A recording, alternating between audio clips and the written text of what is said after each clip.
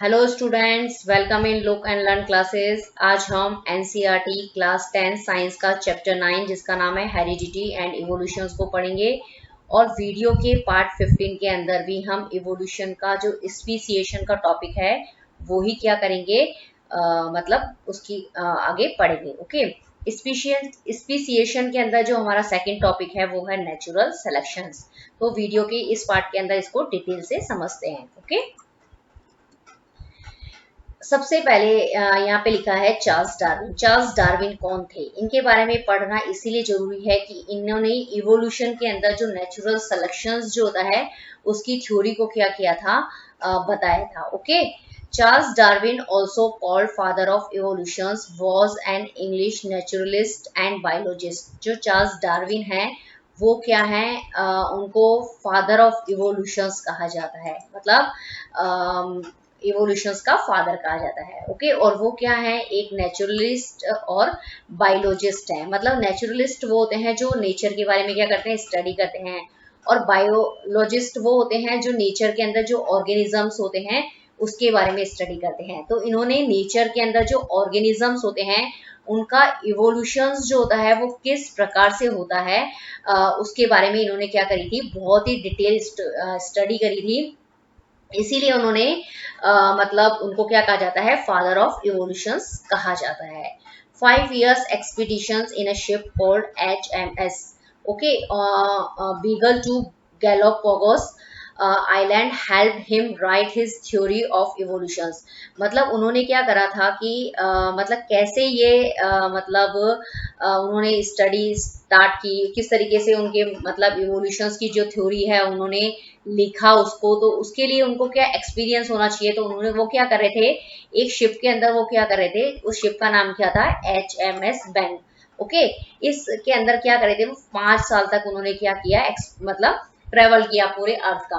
Okay, और ये expedition निकाला, उससे ये रिजल्ट निकाला कि मतलब इवोल्यूशंस जो होता है उन्होंने क्या अलग अलग तरह के ऑर्गेनिजम्स देखे, मतलब सिंपल से कॉम्प्लेक्स तरह के ऑर्गेनिजम्स देखे। ओके, तो उन्होंने इससे क्या मतलब इवोल्यूशंस की थ्योरी के बारे में मतलब बताया। Okay, clear. और मतलब उन्होंने कहाँ से कहाँ तक यात्रा की, बीगल टू गैलोप्स आइलैंड तक जितने भी ऑर्गेनिजम्स थे, जितने भी सिंपल और कॉम्प्लेक्स तरह के ऑर्गेनिजम्स होते हैं ना, उनके पूरे में किस तरीके से एवोल्यूशंस होता है, मतलब किस तरीके से मॉडिफिकेशंस होके नए नए एनिमल्स मिले हैं, तो उनका पूरा डिटेल मतलब उन्होंने देखा और उसके बारे में उन्होंने इवोल्यूशंस के बारे में लिखा।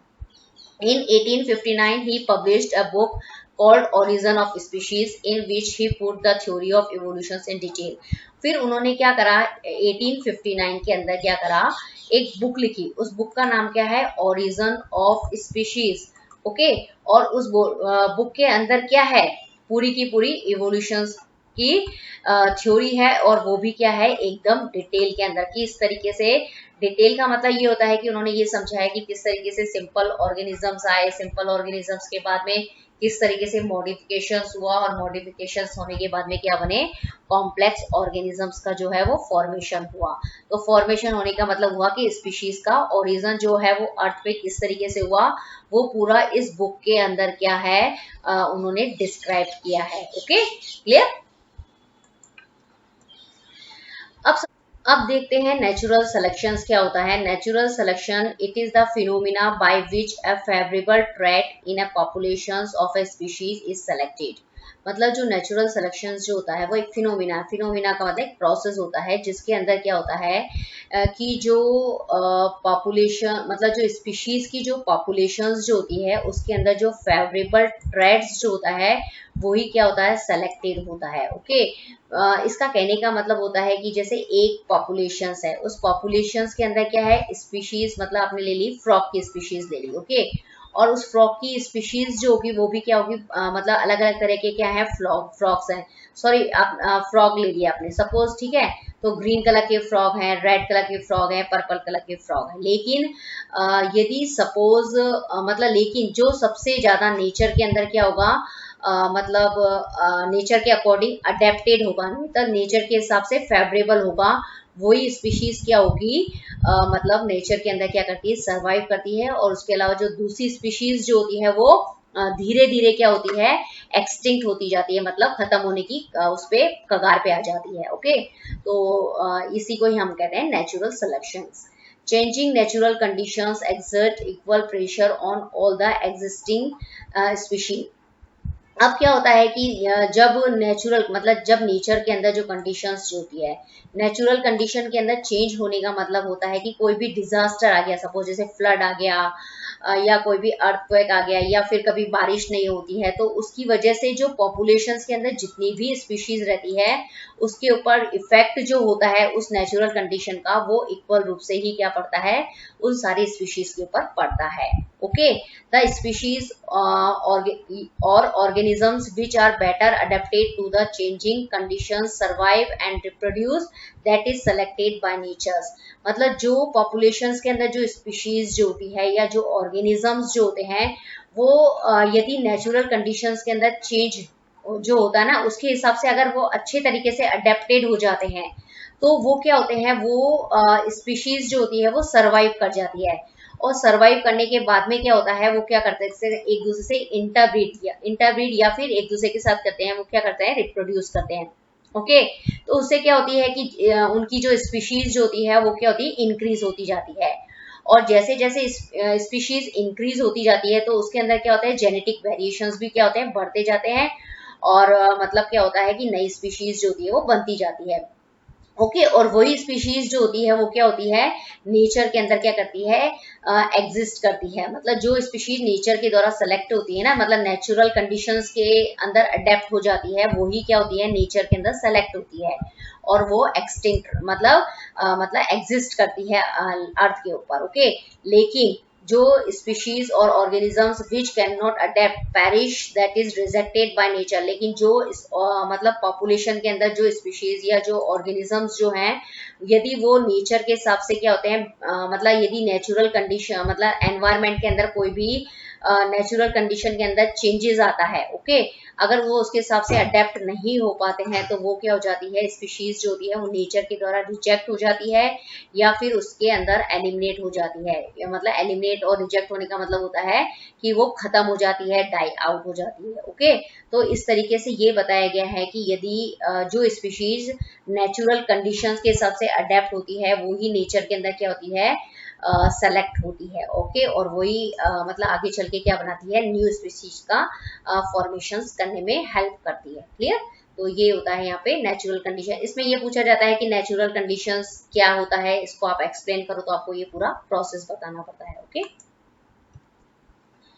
अब डार्विन थ्योरी ऑफ इवोल्यूशंस को समझते हैं। डार्विन कौन था, एक साइंटिस्ट था जिनको फादर ऑफ इवोल्यूशंस भी कहा जाता है, जिन्होंने बुक लिखी है। मतलब उस बुक का नाम क्या है, वो है ओरिजिन ऑफ स्पीशीज। उस बुक के अंदर इवोल्यूशंस की थ्योरी का डिटेल मतलब पूरा बताया गया है।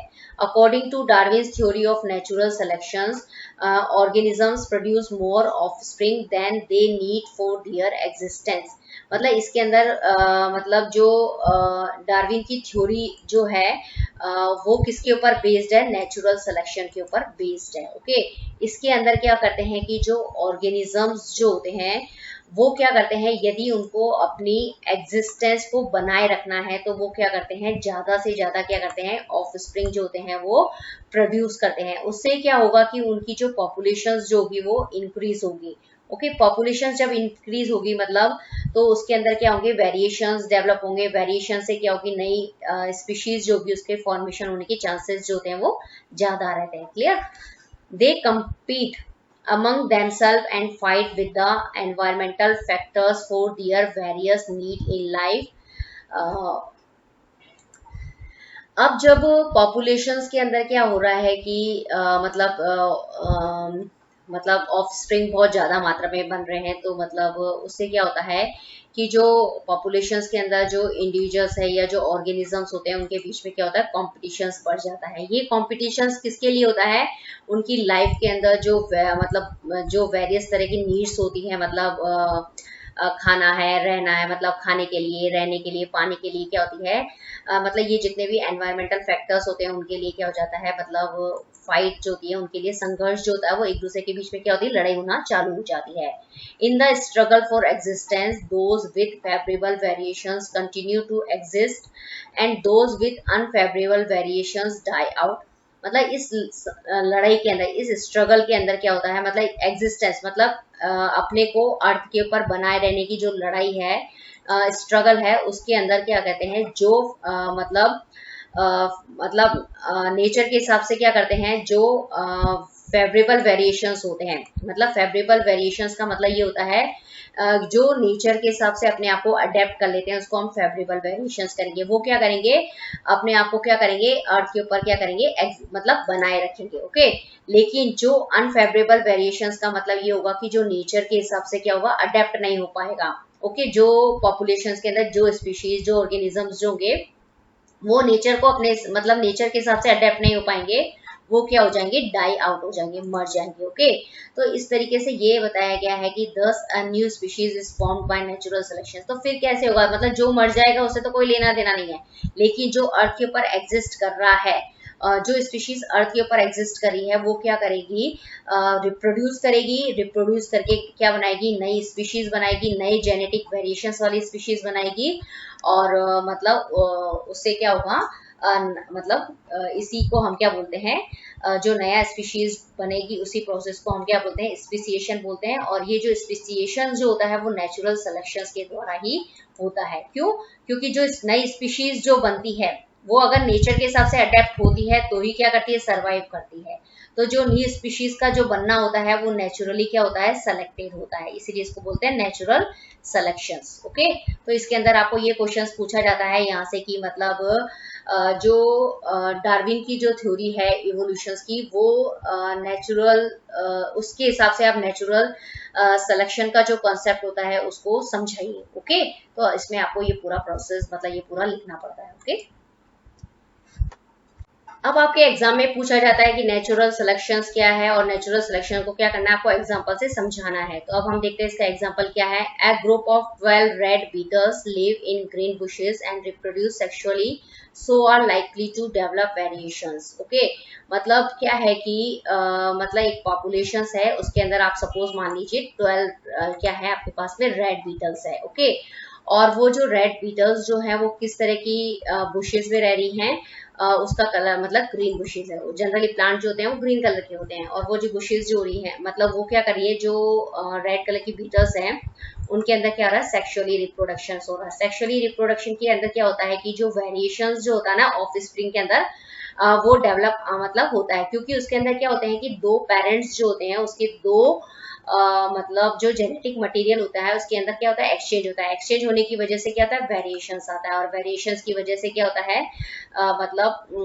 कुछ मतलब वेरिएशन आएगा तो मतलब जो ऑफ स्प्रिंग होगी वो पेरेंट से क्या होती है, वो थोड़ी डिफरेंट होती है। ओके, अब यहाँ पे ये बताया गया है कि मतलब ये मतलब क्या थी, रेड बीटल थी। ओके, 12 थी। ओके, अब क्या है कि इसके अंदर क्या हुआ कि ये जो रेड बीटल्स जो है ना, इसके अंदर क्या हो रहा है कि मतलब ये जो रेड बीटल्स जो आपको यहाँ पे दिख रही है, इसके अंदर क्या कर रहे हैं, ये आपस में सेक्सुअली रिप्रोडक्शन कर रहे हैं। सेक्सुअली रिप्रोडक्शन की वजह से क्या हुआ कि एक जो है जो ऑफ स्प्रिंग जो बनी है ना, जो बीटल्स बनी है उसका कलर कैसा हो गया, उस पर वेरिएशन आ गया, और एक नई ग्रीन कलर की जो बीटल्स जो गई है वो डेवलप हो गई है। ओके, फिर आप देखेंगे कि crow eat these beetles as they can easily pick up red ones in the green bushes. मतलब जो क्रो जो होता है वो क्या करता है कि जो ये ग्रीन कलर की जो बुशेस जो होती है उसके अंदर सिर्फ जो रेड वन मतलब जो रेड कलर की जो बीटल्स जो होती है उसको इजीली क्या कर लेता है, पकड़ लेता है, और क्या करता है, खा जाता है। Okay, there is a color variations during the sexual reproduction and green beetles appear, it reproduce and its population increase। मतलब ये जो क्रो जो आपको दिख रहे हैं ये सिर्फ रेड बीटल को खा रहे हैं। ओके, अभी भी ये जो ग्रीन वाली बीटल्स जो है वो ऐसे की ऐसे हैं। फिर क्या कर रहे हैं कि ये जो ग्रीन बीटल्स जो हो रही है वो भी क्या कर रही है, सेक्सुअली रिप्रोडक्शन कर रही है, और सेक्सुअली रिप्रोडक्शन करने की वजह से आप देखेंगे कि इस पिक्चर्स के अंदर क्या हो रहा है कि जो ग्रीन कलर की जो पॉपुलेशन जो है ना रेड बीटल वाली, उसकी पॉपुलेशन इंक्रीज हो रही है यहाँ पे, और जो रेड बीटल्स है उसकी पॉपुलेशन कम हो रही है, क्योंकि क्रो सिर्फ रेड बीटल्स को क्या कर रहा है, खा रहा है। ओके। फिर जब आप इस पिक्चर्स के अंदर आएंगे तो यहाँ पे देखेंगे कि जो रेड बीटल्स जो रही है वो और कम हो गई है, और ग्रीन बीटल्स जो रही है उसकी पॉपुलेशन जो रही है वो बढ़ती जा रही है इस पिक्चर्स में। अब जब नेक्स्ट इस लास्ट अब जब इस पिक्चर्स पे आएंगे तो आप यहाँ पे ये देखेंगे कि यहाँ पे रेड कलर की जो बीटल्स है वो तो पूरी खत्म हो गई है, सिर्फ यहाँ पे जो ग्रीन कलर की बीटल्स है वही अपनी पॉपुलेशन को मतलब इंक्रीज कर लिया, मतलब सिर्फ वही यहाँ पे आपको दिखाई देगी। ओके, क्योंकि सारे मतलब ये जितने भी क्रो हैं उन्होंने क्या करा है, सारे जो रेड बीटल है उनको क्या कर लिया है, इजीली पकड़ के क्या करें खा लिया है। ओके, तो इस तरीके से जो रेड बीटल्स है वो टोटली खत्म हो गई है। Okay, crows are not able to see green beetles, so their populations continue to increase, but that of red beetles decreases. This type of variations give a survival advantage.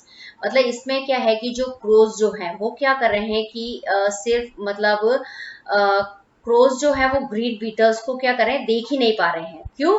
क्योंकि देख नहीं पा रहे हैं। इसकी वजह से क्या हो रहा है कि उनकी जो ग्रीन कलर की जो बीटल्स जो रही है उसकी जो पॉपुलेशंस जो रही है वो क्या हो रही है, लगातार क्या हो रही है, इंक्रीज होती जा रही है।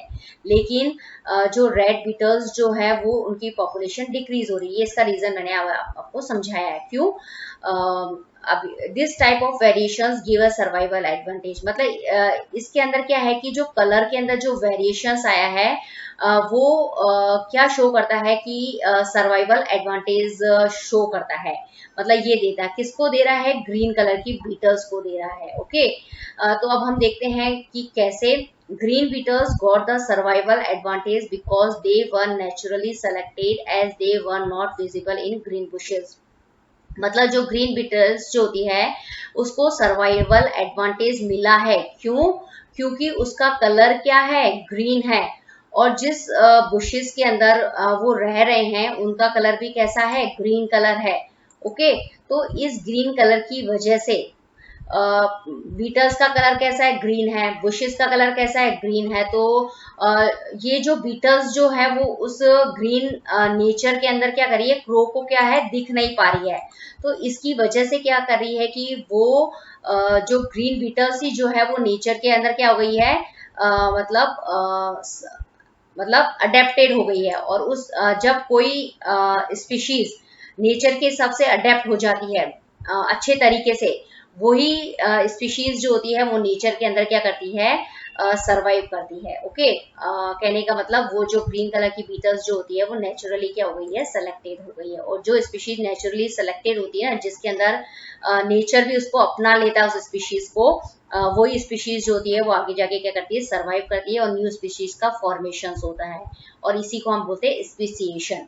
This natural selection is executed by crows, resulting in the adaptations in the beetles to fit better in the environment. और ये जो natural selections जो हुआ है इस एग्जाम्पल के अंदर, वो किसकी वजह से हुआ है, क्रो की वजह से हुआ है। और क्रो की वजह से कैसे हुआ है, क्योंकि क्रो ने क्या करा है, रेड बीटल्स को क्या कर लिया है, खा लिया है पूरा का पूरा। तो रेड बीटल्स की पॉपुलेशन खत्म, लेकिन जो बीटल्स बनी है वो कैसे कलर की बनी है, रेड कलर की। और उस रेड कलर की बीटल्स ने अपने आप को क्या किया है, एनवायरनमेंट में अडेप्ट किया है। और जो अपने आप को एनवायरनमेंट में बहुत अच्छे तरीके से अडेप्ट कर लेती हैं या फिट कर लेती हैं, वही स्पीसीज जो होती है वो क्या करती है, सरवाइव करती है। और इसी को हम कहते हैं नेचुरल सिलेक्शंस। ओके, तो इस तरीके से जो नेचुरल सिलेक्शंस जो होता है उससे क्या होता है, ये इसका बहुत ही इंपॉर्टेंट रोल होता है स्पीसिएशन के अंदर। Okay, it is very important topic, आपको एक एग्जांपल से इसको समझाना पड़ता है। अब यही जो पूरा का पूरा जो प्रोसेस है, जो पिक्चर से जो हमने समझा है, इसका जो थ्योरी हमने समझी है, उसको आप इस तरीके से समझेंगे तो आपको बहुत अच्छे से समझ में आ जाएगा कि मतलब क्या है, एक रेड कलर की जो बीटल्स जो है मतलब क्या है, उसकी पॉपुलेशन मतलब वो रह रही है मतलब ग्रीन बुशेस के अंदर। अचानक मतलब क्या होता है कि कोई भी लिविंग ऑर्गेनिजम्स जो होते हैं वो क्या करते हैं, हमेशा मतलब रिप्रोड्यूस करते हैं अपने आप को। ओके, तो उसके अंदर क्या होता है, रिप्रोडक्शन होता है। रिप्रोडक्शन होता है तो सेक्सुअली रिप्रोडक्शन होता है। सेक्सुअली रिप्रोडक्शन में कुछ ना कुछ वेरिएशन आता है। इस बार जो वेरिएशन आया वो किसमें आया, कलर के अंदर आया है। तो कलर के अंदर वेरिएशन होने का मतलब होता है कि रेड बीटल्स जो थी ना उसके अंदर कैसी बीटल्स बन गई, ग्रीन कलर की बीटल्स भी बन गई। लेकिन अभी क्या है कि ज्यादा से ज्यादा जो बीटल्स जो है ना वो रेड कलर की है, लेकिन उसमें सिर्फ एक ग्रीन कलर की बीटल्स ही बनी है। अब क्या कर रहे हैं कि वहां पे क्या आ रहा है कि जो क्रो आते हैं वो क्या करते हैं, मतलब वो बीटल्स को खाते हैं, तो वो क्रो जो हो रहे हैं वो सिर्फ रेड बीटल्स को ही खा रहे हैं। ओके, तो इससे क्या हो रहा है कि जो रेड बीटल्स की जो पॉपुलेशंस जो है वो क्या हो रही है, मतलब खत्म होती जा रही है। ओके, लेकिन जो ग्रीन कलर की जो बीटल्स जो वहां पे अभी भी जिंदा है, मतलब रेड कलर की बीटल्स तो आप यहाँ पे समझ लीजिए टोटली खत्म हो गई, लेकिन जो ग्रीन कलर की जो बीटल्स जो है वो आपस में क्या करिए, सेक्सुअली रिप्रोडक्शन करिए, तो उसकी पॉपुलेशन क्या होगी, इंक्रीज होगी।